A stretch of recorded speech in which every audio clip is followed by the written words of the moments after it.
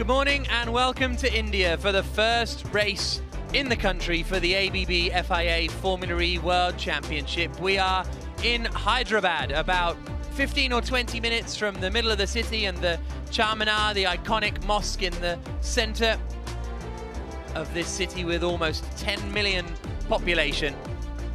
And just a little further north, we are here for round 4 of the ABB FIA Formula E World Championship. It's the 2023 Greenko Hyderabad E-Prix. There's some of the Saturday morning traffic here at just gone 8:05 in the morning.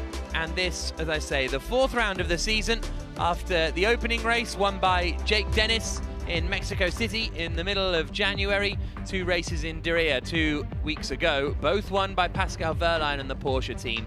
Here we are in Hyderabad ahead of new races in Cape Town and Sao Paulo, doubleheader in Berlin, a race in Monaco, doubleheader in Jakarta, and then a new race for us in Portland, Oregon, doubleheaders in Rome and London.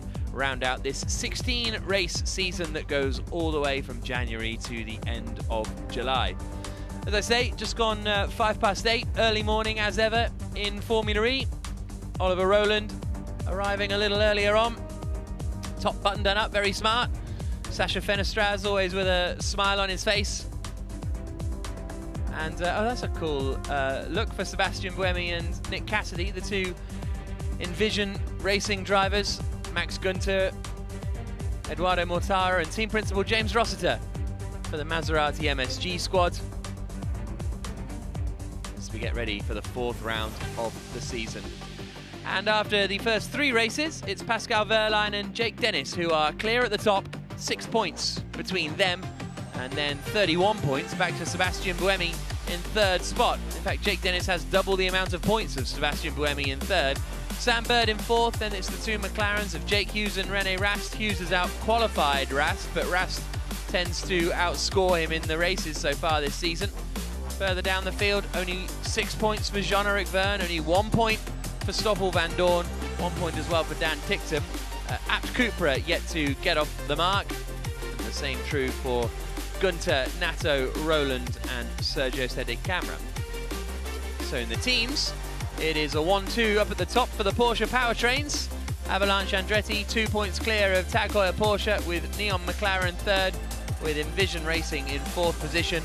2 points only for Maserati MSG, 1 point for Neo, and Abt Cupra not able to get off the mark yet, and it could be a long and tricky season for them as they rejoin the championship and play catch-up. So we are north of the Charminar, we're a little south of Golconda Fort, built in the 14th century, and then with the Hussein Sagar as the backdrop, this 2.83 kilometer circuit goes a little like this. Down through the chicane at turns 1 and 2, and then running down to the hairpin at Lumbini Park, attack mode activation on the outside of that right-hander, and then we turn into this flowing middle sector. Left-hander at turn 6 brings us into NTR Gardens. Very tricky chicane here at turns 12 and 13, then a right-hander at turn 14, a pit chicane, and then the final corner at turn 18 and out across the timing line. And that is this brand new Hyderabad street circuit. Never raced here before in Formula E. And it's a very pleasant morning. Air temperature up at 25 degrees already. Track temperature 24 degrees.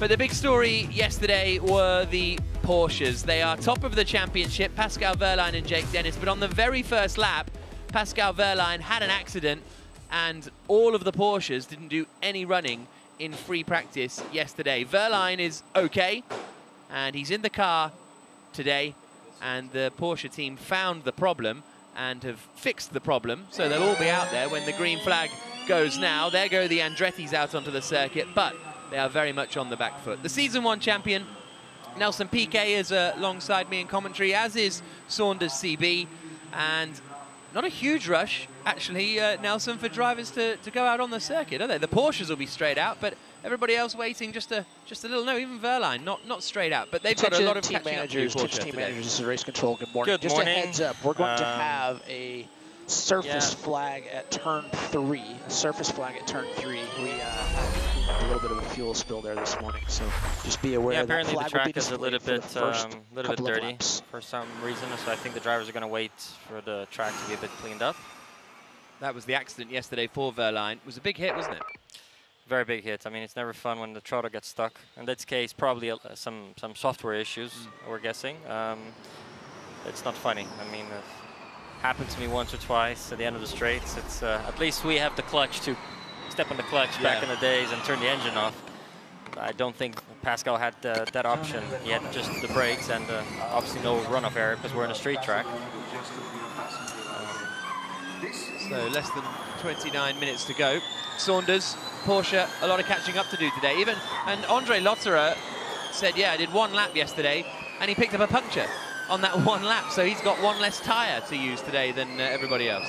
Yeah, it's going to be tough for them because, you know, what we've seen in previous races is the one-lap pace is where they struggle. So this is such crucial time to get on the circuit, start figuring out how they can build on that lap time, lap after lap, because they can't just keep getting wins and podiums from as far back as P9 and P11. I mean, they're asking so much of themselves every time it comes to the race. Yes, the efficiency's up there, the race pace is there, but this is where they're lacking they're lacking the speed against the others, so they need to get as much time in as possible. Meditate and recuperate on the front of Pascal Verline's roll hoop, halo, I should say, which is fairly appropriate after yesterday. Mind the brake warm-up.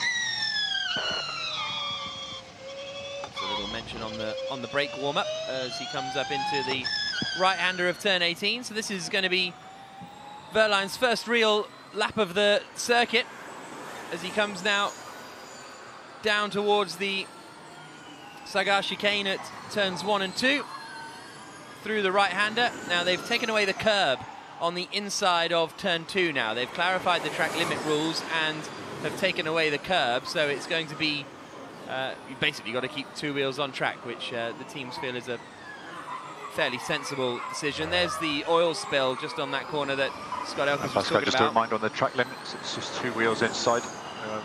Find those limits. Very convenient, thank you, Carl. That's the rule. That's easier than me explaining it. But it was a bit of a tricky one yesterday. That 1-2 complex with that big curve there. Yeah, the curb ended up being a bit of a danger because if they bottom out over there, the front will lift of the car, then you basically lose any control of the car. So, but it's one of the tracks where they're most using the curbs because of the format of the corners, the chicanes, and so definitely the setup is a little bit different over here. Not running probably as low as other places. Probably a bit softer to be able to run all of those curbs the way they're having to this weekend. If tyres are good, go for one more push next. So Verline going for another push lap. Carl Wilson-Clark, that's the man you're hearing on the radio speaking to Pascal Verline. 26 minutes and 5 minutes to go. Van Dorn quickest at the moment on a 17.9. Dan Ticktum here is currently 8th fastest, but he's just started another push lap. I think he's coming down the back straight. Loads of fruit bats in the trees on the left-hand side there on the run into the hairpin. That was what Sam Bird said was the first challenge of this circuit, was dodging the bats. Yeah, yeah, it's quite remarkable. I've never really seen bats in the daytime, but don't need to get bogged down in that. We're on board here with Dan Ticktum as he comes into this middle sector through the left-hander at turn 6. And yeah, I just love this camera angle. It's like we're watching a sort of 50s race car on board, like we're on the front of a Maserati 250F. Do you think we're going to see the same from Ticktum today in terms of just very, very quick in quali and then struggling in the race with that efficiency of the Neo? Well, Sete Camara was quick yesterday, which was nice to see. 3rd fastest, because he'd struggled a little on that one-lap pace over the course of the season so far, but it just depends how much efficiency, that's deep for Ticktum, straight over at that final chicane, but it depends how much efficiency the teams can find, because it changes so much throughout the season, doesn't it, Nelson? How you're working with the software and the improvements you can find. Yeah, I mean, generally, you know, if we saw the 3 first races, if they lack efficiency in those races, it means that it's not only a software issue, it can be a hardware issue, which, you know, they're not as efficient in general. And it doesn't matter what you do in your strategy, what your computer, you know, the software tells you on where to lift and how much to regen, all these kind of things. When you're limited on a hardware, there's nothing the software can do. You know, it's what we suffered season 2 and 3 was Neo. I mean, unfortunately we had no pace, and there was nothing we could do with the software. I mean, it could be the most technological, most advanced strategy in terms of, you know, how to regen, where, when, for how long, coasting.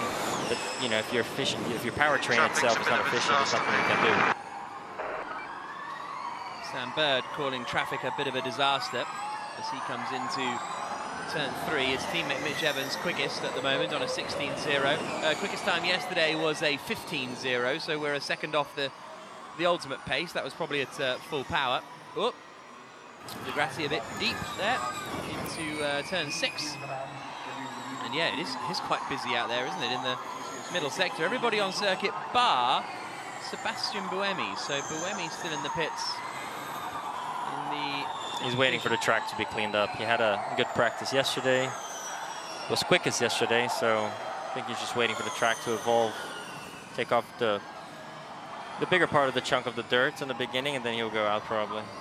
Just to go back to the efficiency topic, it is interesting because talking to a couple of different drivers across the paddock this weekend so far, there's a real sentiment that there's loopholes that haven't been discovered yet, and some teams have got ahead of that and found the loophole. So even if it isn't hardware or software related, how much can you actually find just by going through the rules of a toothpaste? I mean, that happens all. I remember clearly in season 2 and 3 when we would have the not safety cars, but the full course yellows, where everybody would go down to speed, or even when you had safety cars, there was a minimum power which we could use that wasn't, it was obviously using energy from the battery, but it wasn't counting on the counter.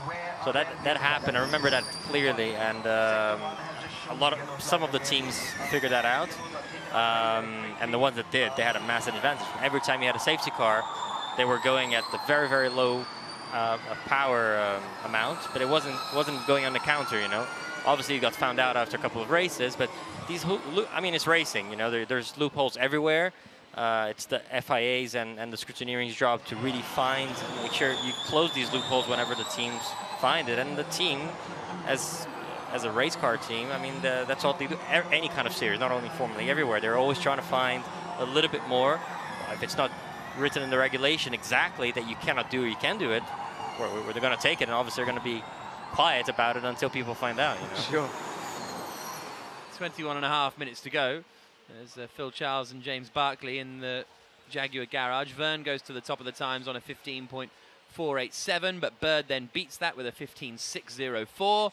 And as I say, they were quite positive yesterday, the Jaguar team. I think Verne had his lap deleted. Okay. From what I saw, yeah.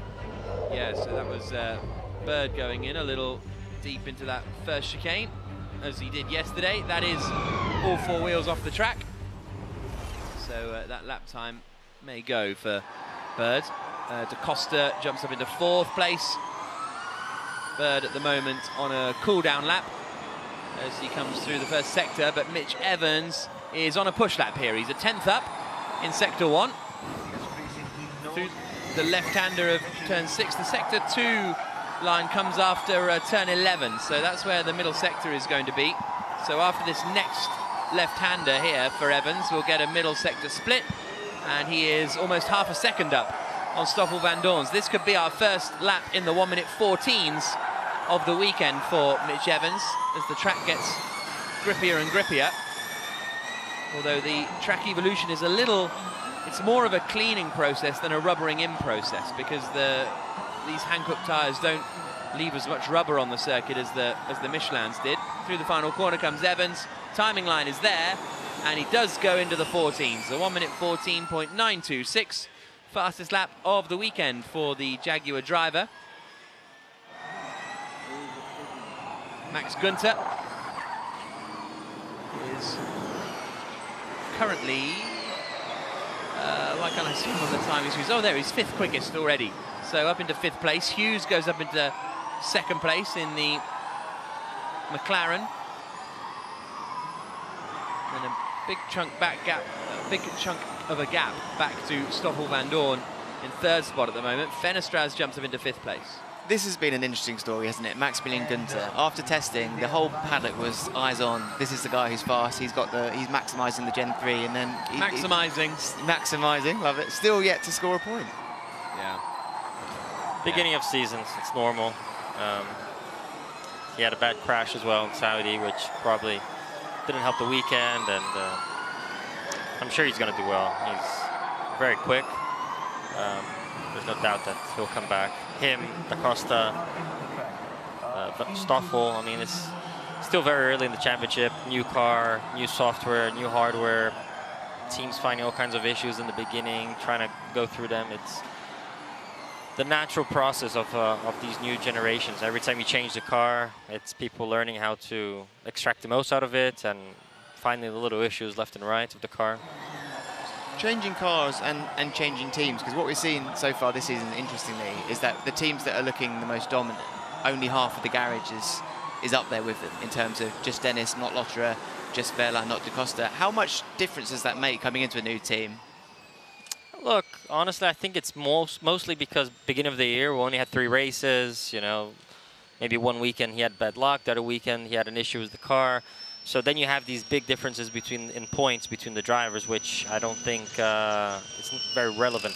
If we would see the same thing throughout up to half of the way through the season, we see clearly, you know, double points of quickest, one of the drivers. At the moment, the only car to do a 350. Then maybe we can start seeing a trend, but I think it's still a bit too early to see. You know, I mean, it's like Pascal and Da Costa; they're both amazing drivers, and doesn't mean because one is leading, the other one is, I don't know, around 7th, 8th in the championship. That doesn't mean much, you know.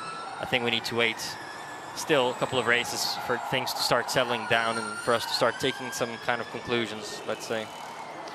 De Grassi's gone fastest now, 1 minute 14.828. A tenth quicker than Mitch Evans. Here's Da Costa's radio, speaking of the Portuguese. Rear's overheating. Already on the last push lap for a bit. Yeah, copy. So rear's overheating on the first lap for Da Costa. He is currently 12th fastest and has just returned to the pit lane. There is Florian Modlinger and the Porsche team, who, as we mentioned, have a big lack of running after yesterday in free practice. One with the accident for Wehrlein, but at the moment Wehrlein's only 4 tenths off the pace. Mortara has returned to the pits, having set the fastest final sector. And this is Jake Hughes coming over the line in towards turn 1 and 2. Whoa. Full commitment. So Jake Hughes in Diriyah, obviously great one-lap pace, great in qualifying. If you listen to his team radio throughout those sessions, almost every lap there's a message back to the team being like, oh, clip the wall, oh, sorry, hit the wall, oh, really? Oh, hit the wall. Just tiny little bits, obviously no damage to cause him any problems, but Ian James was saying that it's quite a nerve-wracking experience during a qualifying lap for Jake Hughes. But is he going to be able to do that here? Because the grip is so centralised to the racing line. Is he going to be able to push the limits that much? I mean, in a way, it's a similar track to Saudi because it's a lot of high-speed flowing corners. If you go on the dirt, same with Saudi, you didn't have a chance to save the car because there's no run affair, obviously. So I think it's very similar. And I think for one lap he's good, and the only reason that maybe in the race he wasn't as good probably as a one lap is just because he's getting used to all this energy saving and region, and it's just so different to drive a Formula E car than anything else, you know. And his teammate René Rast is a very strong race driver, struggles a little over one lap, but come the races he's very impressive. But that lap itself is pretty impressive from Rast, a 14.5, goes 3 tenths quicker than Lucas de Grassi. So the McLaren quickest. Stoffel van Doorn currently 8th fastest, 6 tenths away. Sete Camera jumps up into 3rd place. He's got the fastest final sector. Lotterer and Dennis have just left the pits. Here's a look at Jake Hughes on the plank. And that was him going off.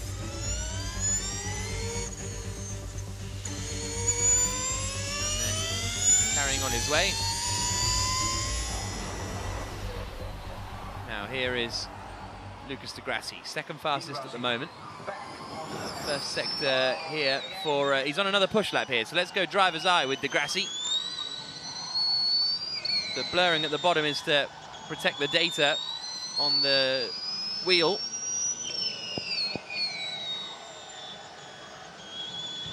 Constantly trying to adjust and really, whoa, crunching those curves as he comes into turn 14. Now coming up to the chicane at the pit entry. Final corner of turn 18 at Indira Gandhi. Okay, Van der Linde looks like he's doing. Bit of Max Gunter radio, and Di Grassi improves to go quicker still. 4/10 ahead of René Rast. So another good lap that from Di Grassi, and one lap pace hasn't really been the Mahindra. Well, it's not really a strong. Right, I realise what I'm saying this about the man who got a pole position in the first race of the season, but that was a bit of a fortunate one, really. Let's go on board with Wehrlein as he does this lap. Down towards turn 3. Looks like he's on a push here. Biggest stopping zone on the calendar here at turn 3. Lumbini Park. First sector for Wehrlein is 7/10 down on Lucas Di Grassi. There's no lifting going on, so I think he is on a push into the middle sector now. 7, 8, 9, and then left at 10. Jake Dennis goes up to 4th fastest. Wehrlein makes his way past Lotterer. Through that chicane at 12 and 13. Tightens into 14. Run towards the pit chicane.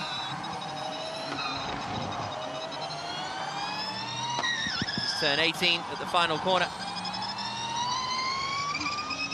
And out across the line, Wehrlein improves. Personal best in sectors 2 and 3, but it's 12th quickest for the Porsche man. Di Grassi fastest, Rast 2nd, Mortara 3rd, Dennis in 4th, Sergio Settecamera in 5th spot at the moment. But Dennis up in 4th, and Lotterer back in the pits again.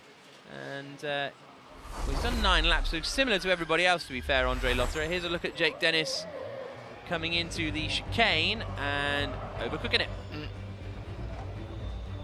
Dennis is an interesting one, an interesting shout, not just obviously because of the form that he's shown so far, but if you cast your mind back to his rookie season, Jake Dennis was, based on points, one of the best drivers on new circuits in his rookie season, and he just seems to pick up things slightly quicker than others, so could be good here. Obviously when it's a new track for everybody, you know, you're more of a plain reset. When you're a rookie driver and you go to tracks where the whole grid has been 2-3 times, you know, it is a disadvantage. So it's always easier if you're coming into a series to go to a new track for everybody else. It's, you know, then you have the fair. It's a bit more fair. But if he's coming into a series where, you know, been to tracks where everybody's been a couple of times, so it's a bit harder. It's quite interesting what Oliver Rowland was saying yesterday, that he used to like coming to new tracks, but now that he's got so much power in the rear of the car and it's sliding all over the place, and he finds it a little bit less fun. Jean-Eric Verne up into 5th quickest. Bird and Fenestras done a good first sector here. We're watching the French-Argentine. Bird goes 2nd fastest, 500ths away. What's Fenestras got after the middle sector? He's still up here by almost a 10th of a second, and it'd be nice to see Nissan get towards the front again, because they have the same powertrain as McLaren and Jake Hughes, who's qualified in the front 3 at every race so far this season, but Nissan haven't quite been able to pull it off to quite the same extent. Best qualifying so far this season of 8th in the first race for Sacha Fenestras, right up towards the wall on exit, and he goes 2nd fastest. When Dennis clunks the curbs. When Fenestras gets out of the car on circuits like this, you know, as a guy that's done well in Macau in the past, he always looks so happy. He's so excitable, I think, as a rookie in this championship, really having everything challenged on circuits like this. He loves it. It's great to see. So Buemi has finally left the pits with less than 10 minutes to go. So that's going to be a bit of a disadvantage for the 2nd strongest qualifier this season, Sebastian Buemi. Set of cameras on a reasonable lap. Here comes the championship leader, Pascal Wehrlein, across the line, 4th fastest for Wehrlein. Gunther now jumps up into 3rd position. 500ths separating the top 4 at the moment. Roland on the radio saying the rear tyres are cooked. And this is the first time we've seen these hand-cooked tyres at a really hot venue. So that'll be something for the teams to learn. Ticktum up into 3rd place. Van Dorn just came through, and I think he's starting a push lap here. So we're on board with Van Dorn as he starts a push lap, but maybe pushing a little too much into turn 3. He's 2 tenths down in sector 1 on Lucas de Grassi. This is Jean-Eric Verne, who through sector 1 is up. So this DS Penske going quickly, bit of traffic ahead. Eventually the app gets out the way of Kelvin van der Linde. We've got both of the running clocks on both of the DS's. Verne is now 2 tenths up after the middle sector, so looking like a strong lap here for Jean-Eric Verne. The first of the 2 DS Penskes to come around the final corner. Verne goes quickest on a 14.1. His teammate Van Dorn, 7th quickest. But now we're into the top 6, separated by less than 700ths. Verne complaining about traffic on the radio, so didn't actually do a personal best in the final sector. Porsche's back in the pits for a tyre change. Less than 8 minutes to go.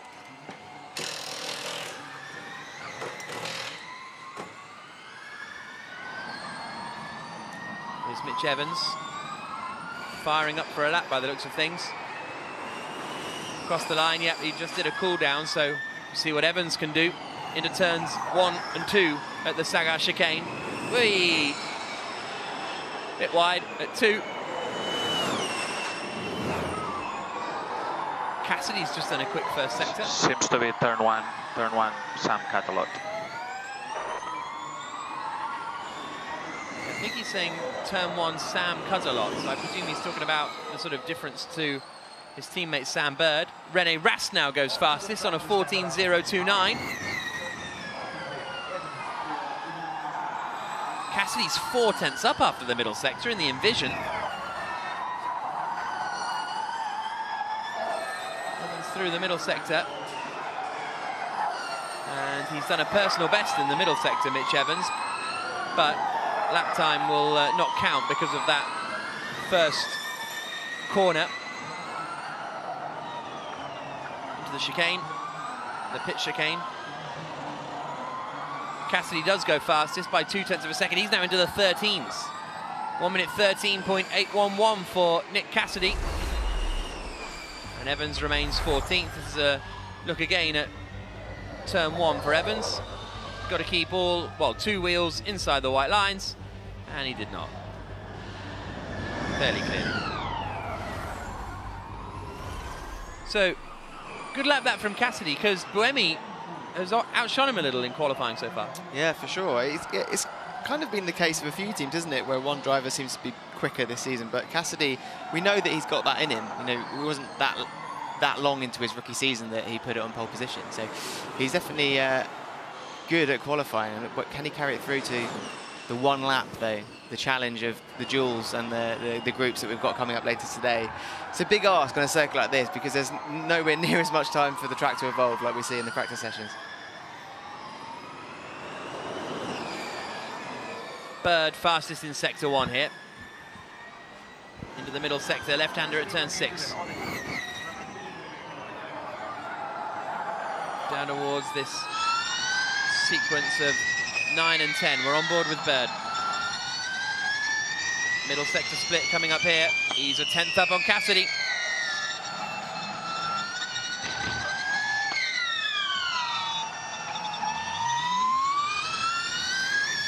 When Bird's in the zone, it's so undramatic.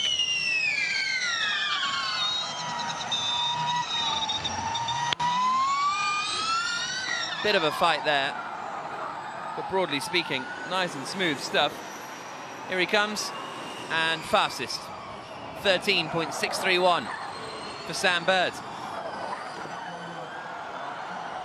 Really looks like he's back on form this season. Here's Antonio Felix da Costa, currently 21st fastest, and this lap isn't going to count because of track limits.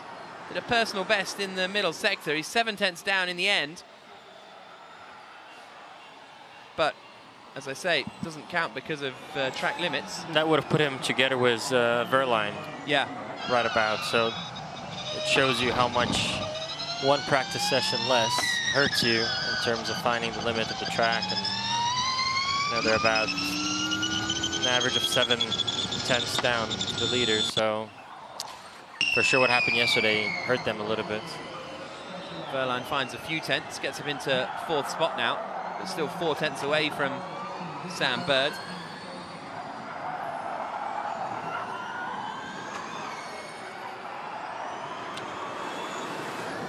Just looking where the Porsche-powered cars are sitting at the moment in the timings, if that ends up the same after qualifying groups, that's a big challenge, isn't it? There's all one thing winning a race from P8, but winning it from P17 or whatever, that's a different question. It's going to depend how much energy saving they're going to have to coast. You know, if they have to coast a lot, it means that their efficiency.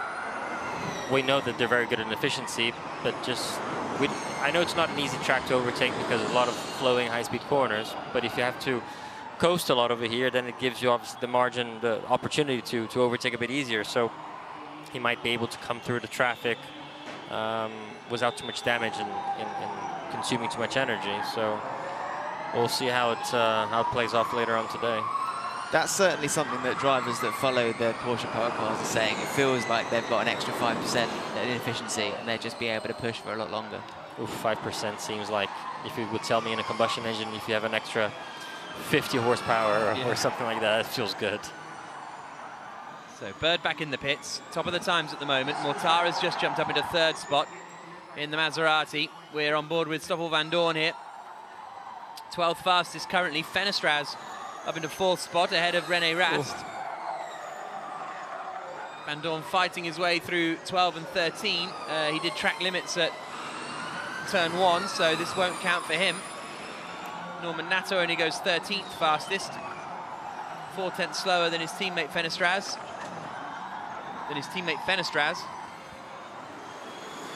And Van Dorn ends up a 2nd off the pace as he comes across the line. Verne goes up into 2nd though. More decent 1-lap pace from Jean-Eric Verne and DS Penske, but they just need to get into the duels and get into the fight up at the front. 90 seconds remaining. Sylvain Philippi watching his man Nick Cassidy. Oh, going in very, very deep into turn 3. 3 tenths down in the 1st sector, Cassidy. So I don't think this will be a big improvement for the New Zealander. He has got points this season, Cassidy. He was 9th and 6th in the first 2 races, then 13th in the 2nd race in Diriyah, but yet to quite challenge at the front.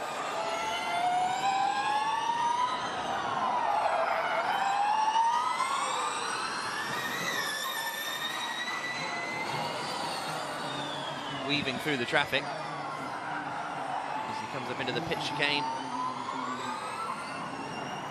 One more corner to go, and Cassidy is going to end that lap 4 tenths down on Sam Bird, but he did find time in the final sector, so there's a bit of a positive from that lap for Cassidy.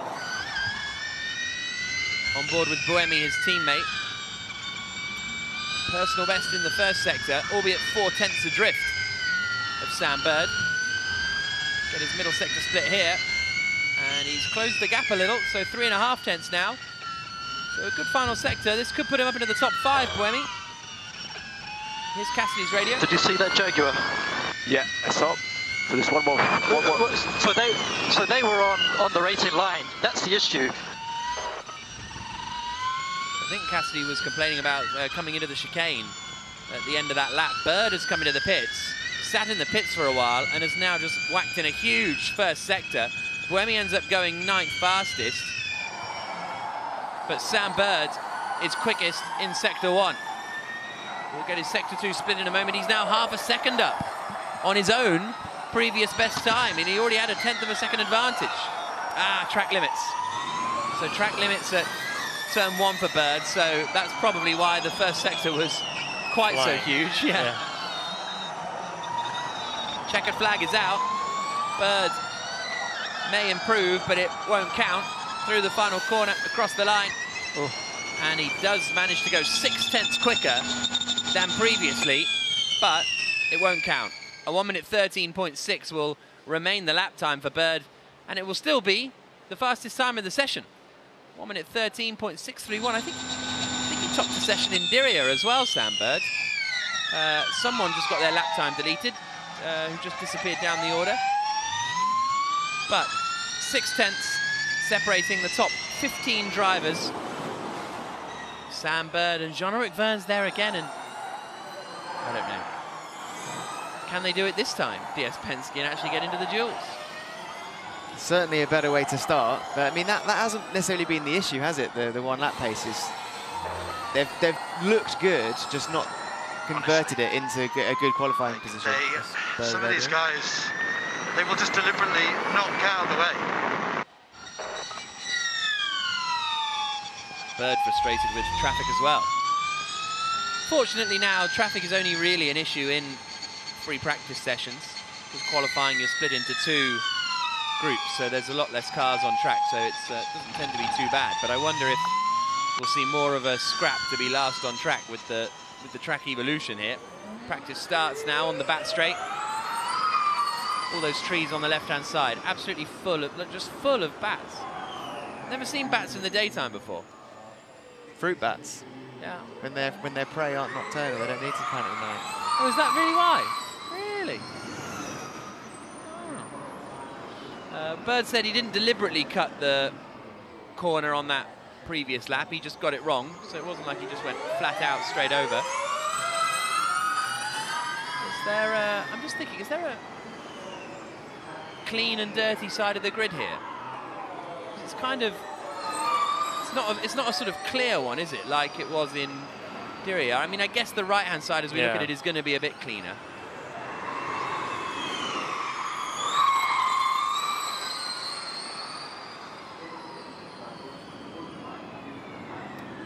Muller and Roland, and then into attack mode for both of them. So Bird with the quickest first sector. Mitch Evans actually had the quickest middle sector, so even though he is down in 18th place, Evans has some pace in the middle sector. You hear the Neo there of Dan Ticktum doing his practice start. As he comes down into turn 1. So that's it for practice. Next up, we've got qualifying in a couple of hours' time, and Sam Bird ends the session fastest. A 1:13.631, a 10th quicker than Jean-Eric Vergne. Nick Cassidy 3rd, Mortara 4th, Sasa Fenestraz in 5th position for the Nissan team, just 1,000th ahead of René Rast. Verline, championship leader, 7th fastest in the Tag Heuer Porsche. Reasonable recovery considering he missed so much running yesterday.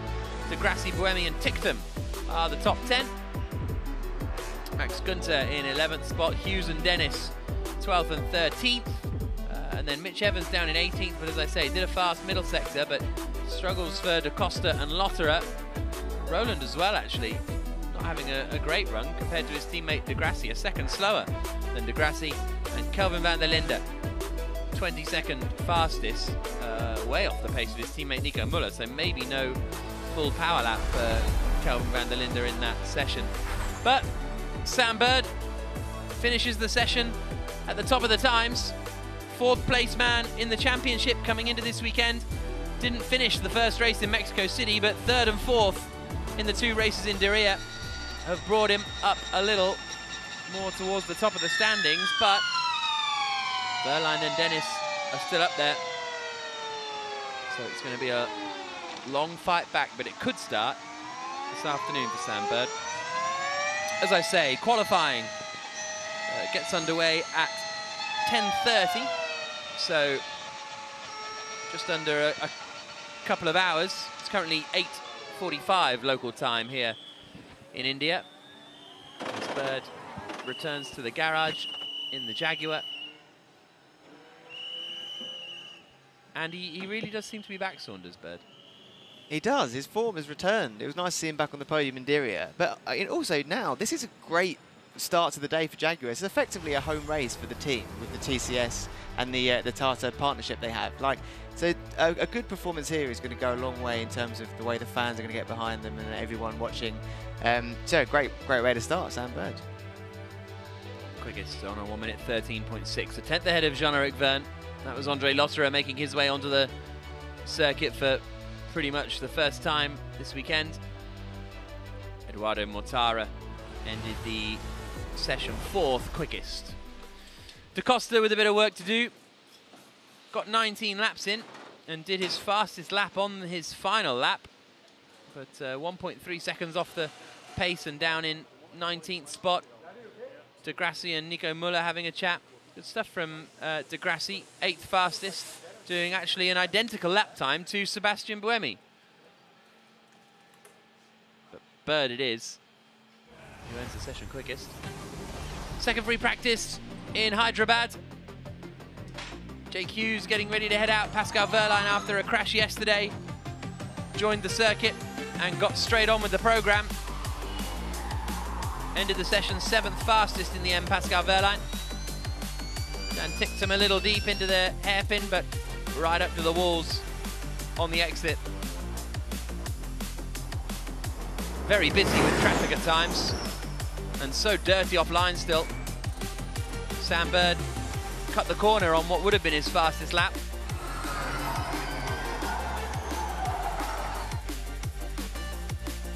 Oh, and there's a bit of a Bottas-style UE in the runoff area for Kelvin van der Linde.